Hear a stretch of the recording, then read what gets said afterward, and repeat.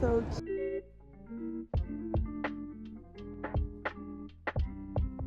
Hello guys, good morning. My name is Miriam and I'm super glad to be here, to have you back on my channel. Please subscribe if you think this video is useful and if you want to see more. This video is all going to be about some things I wish I would have known before giving my first exam at La Sapienza, which was about a year ago. So I went through 2 exam sessions already and I'm in my 3rd one right now, as most of you guys are too. So everyone who's new at La Sapienza, I know you're going through the exam season right now. And yeah, let me just give you some tips to navigate, to maybe just avoid some mistakes, or also just some general things that you really need to know. So let's get into the video. Okay, so the first things I'm going to be talking about is just some general things. So first of all, in Italy you have a grade scale which is from 1 to 31, where 31 is cum laude, so that's like the absolute best you can get. It's like A star kind of, but usually like the scale is just from 1 to, or from 0 to 30, and everything beyond 17 means that you have passed, so that's great. And yeah, everything under 17 means that you didn't pass, unfortunately. But so here's my second thing that you need to know about La Sapienza exams in particular, or honestly I'm not entirely sure if this is for every course, but I'm pretty sure it's definitely for most courses. At least maybe if you have like a medicine course or something, make sure that's the same, but that's definitely how it works for my course. So you are going to have 3 exam dates in the usual case for every exam that you can give. Those exam dates are going to be 3 exam dates during the January-February session and 3 exam dates during the June-July session. Those are the 2 main exam sessions that you will have. And you will be able to choose one of those 3 exams. So for example, let's say I have to give a philosophy exam, which I do this year. Let's say I have one exam date in philosophy on the 15th of January. Then I have another date on the 30th of January, and I have another date on the 15th of February, let's say. So what I am going to do is I'm going to check my schedule, I'm going to check my other exams, and I'm going to pick one of those exam dates. Usually those exam dates also have like a limited time until when you can sign up for them, which is usually like 1 week before, maybe like 2 weeks before. So you definitely have to check that before you like sign up, because some of them might have like a limited time in which you can sign up for them. And also sometimes the number is limited as well. So the number of students who can sign up for the same exam is limited. That means you really want to like sign up as soon as possible, so that you just don't like, that you're not coming to the situation where you have to pick another exam because you can't sign up for the other one anymore or it's full. So that's what you want to do. And so let's say I pick the 2nd exam date on the 30th of January. And let's say in the hypothetical situation that I would not pass the exam, then I can simply not accept the grade, or I'm pretty sure that usually like when you don't pass an exam, the grade is already not accepted. But just to like be clear, I'm not going to accept the grade, so I'm going to write the professor an email saying I don't accept the grade, or usually it's already not accepted if you didn't pass, but yeah. So what I'm going to do then is I'm simply going to take the next exam date, which is, what did I say, like 15th of February. I'm just going to go to the exam again on the 15th of February. Very simple. Obviously the exam is not going to be the same, but you already get an idea, and that just takes a lot of pressure off you. I'm not entirely sure how many times you can retake the exam. I believe it might even be up to 6 times in other exam sessions as well. So let's say I don't pass again on the 15th of February, what I can do is give the exam in the next summer session, so in June, July. That means that I of course have to study again and everything, but if the course is still provided in the June, July session, I'll be able to retake it again.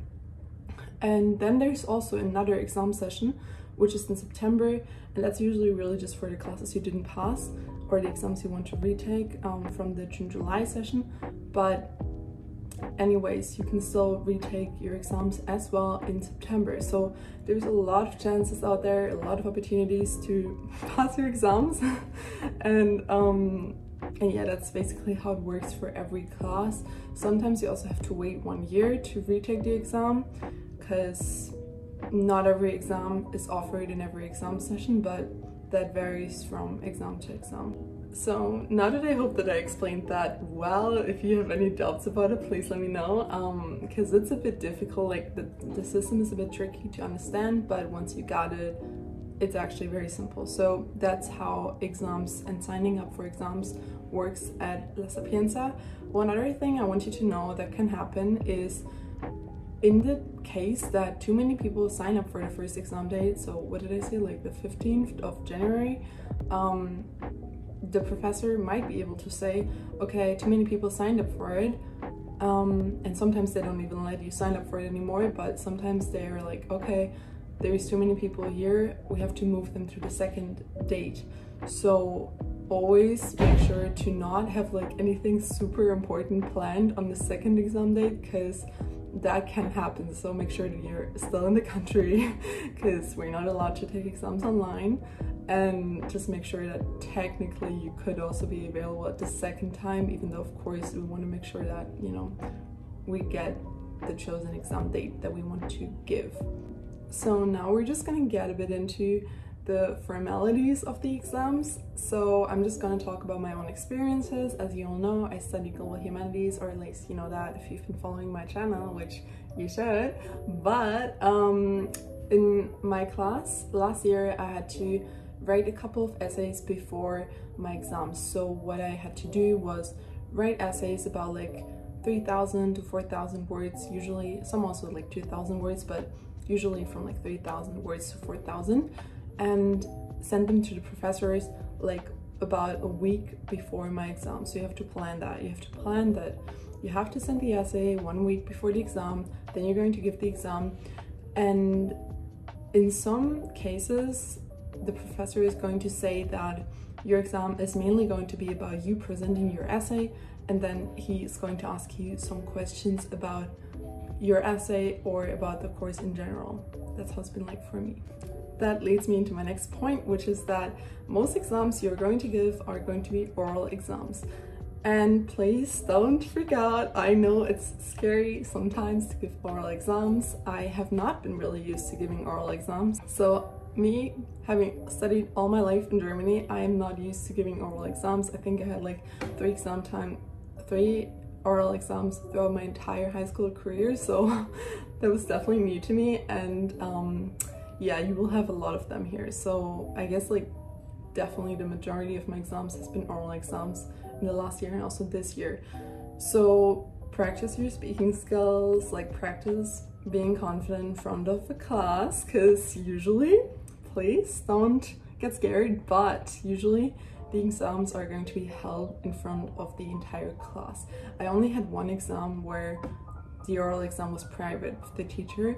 All of my other oral exams, which have probably been like 7, 8, have been me presenting something in front of the entire class, and then also the teacher asking me questions in front of the entire class. If you're not familiar with that, which I wasn't either, that might shock you a bit, because I literally found that out when I was in my first oral exam, and I realized that actually everyone is going to stay in the class and listen to what I'm going to say. So yeah, you really want to practice that.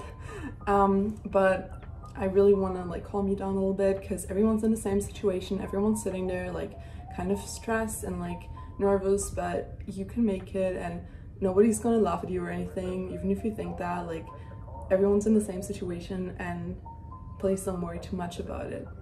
So as for the other exams that were not oral exams, I usually, as I said, had to write an essay, but also that was the same for the oral exams actually. So yeah, be prepared to write a lot of essays. So the other type of exam that you're going to give at La Sapienza is written exams or multiple choice tests. So for the written exams, you'll usually be asked a couple of questions, and then you just have to write your answer. They're usually about like 2 hours.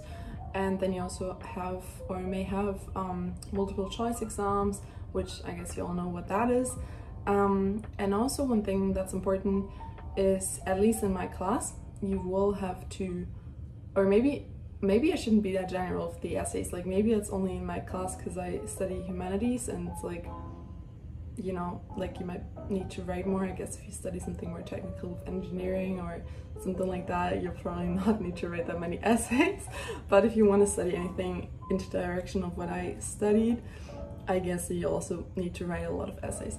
So you, in my, like if you study something similar to me, or even my course, Global Humanities, then you'll also need to read a lot of books. So be prepared to read at least like 1 book for every class that you take, maybe even 2, maybe even 3. I had all of that during the last year and even this exam session. So just make sure that, you know, you want to start reading early, even though I also don't do that all the time, but you want to make sure to just like schedule your time a bit so that you don't get into the rush of like having to read everything like 1 week before the exam, which I will do this exam session. But we're gonna get through it. It's still fine if you do that, but like I'm just giving you the best like possible way that you should do it. Doesn't mean I always do it, but that's like my tip, I guess, like what I've seen. And I think one thing that's also important to mention about what I said about failing exams and everything, if you feel like you fail an exam and you just can't, like you just feel like it was not the right choice, like maybe you don't like, I don't know, the exam, or like you don't like the way the exam is structured, or you just feel like you're getting unfair grades or something like that, you can choose to change that exam in your study plan. So what you want to do is, you don't want to freak out because everything's going to be okay. I think there was only, in my course, there were only 2 mandatory exams I had to take, or maybe only 1, which was the Global Humanities exam. It's also called Global Humanities. That was in the first semester. But for, I think, almost all of the other exams, you're able to change them, so don't worry. For example, let's say if you have, because in the second semester you will have like some history exams, if you choose to give medieval history and then you realize you don't like the exam, or you can't, like, you just can't do it, then don't worry. Like even if you fail, even if you fail twice or 3 times, you are able to change it if you did not accept your grade. That's really important. So always make sure, if you're unsure about it, it's better to write the professor an email to say like, I don't accept my grade. You know, like it's always a safe option. So what you'll be able to do is you are able to change your study plan, which I also should make a video about because it's very confusing, but it does make sense, but like it's very confusing at first. So you can change your study plan once a year, which if you already started like studying Sapienza, you know what that is. If you don't, I'm gonna probably make another video about it if it's requested, so let me know. So you're able to change your study plan once a year, which is just like a list of all of your classes that you're taking, but you have to like officially get it signed by the secretary, so you can only do that once a year. So what you want to do if you didn't pass an exam is you are simply going to wait until you can change your study plan again, which is usually from November until like January, and then I think it opens again in April. I'm not entirely sure for the second time, but it opens 2 times a year, the period in which you can change it. So what you want to do is, if you didn't like pass, for example, medieval history exam, you will wait until you can change it in November, and then you'll simply change medieval history to contemporary history. Maybe really good class, by the way, really recommend it. So yeah, that's what you're gonna do. So don't panic, you can change it, it's not a big deal, and it will get approved, and then you simply have to take that exam again in the next year, and maybe also attend the course. Of course, if you don't know what it is about, then you'll simply give that exam in the next year when there is the exam session for that exam. And now I'm just going to talk about some general things that I think are important to know as well. So First of all, you will probably end up waiting for a long time until it's your turn, in most oral exams at least. I remember there were exams where I was sitting like 5 hours just waiting for it to be my turn, so make sure if the professor publishes it to check out when your turn is to give the exam, because that can save you a lot of stress in the morning when you feel like you're gonna be late and you have to give your exam, because you might end up waiting there for like another 3 or 4 hours. So check that out. In general, I really just want to tell you, don't be that stressed about the exams. Most of my exams have gone really well with me being still like a little bit stressed in the beginning, but I have felt like Italian professors, or at least the professors at La Sapienza, are very nice, like in general, like generous. Like they will not immediately like tell you to leave the room or something if you don't know the answer to one of the questions in the oral exams. Like they will try to help you a bit, like they'll try to, you know, like give you another question if you didn't answer that one, or if you couldn't answer that one, or they will like help you a little bit, like give you an event that was important or stuff like that to help you like find the right answer.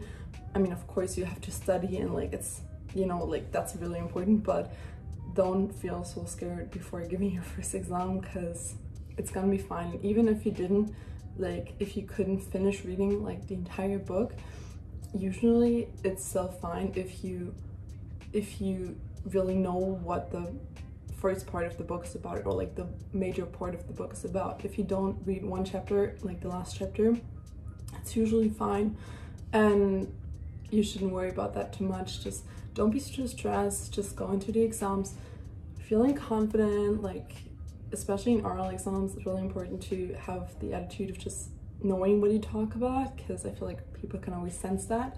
So be confident, try to like go into it with a calm mindset, and yeah, I also really don't like to look at my notes right before the exam, so I really wouldn't suggest that to you, because I feel like it always makes you more stressed.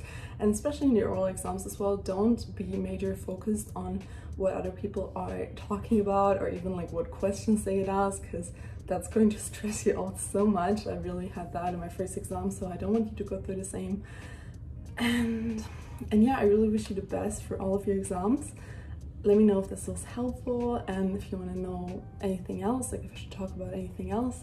And I really wish you so much luck, and yeah, please subscribe if you thought that this was helpful, and if you want me to talk about more things. And if you want to see more of my videos, I also film a lot of like lifestyle content here in Rome, because nobody really did that when I moved here, and I thought it would just be nice to create that.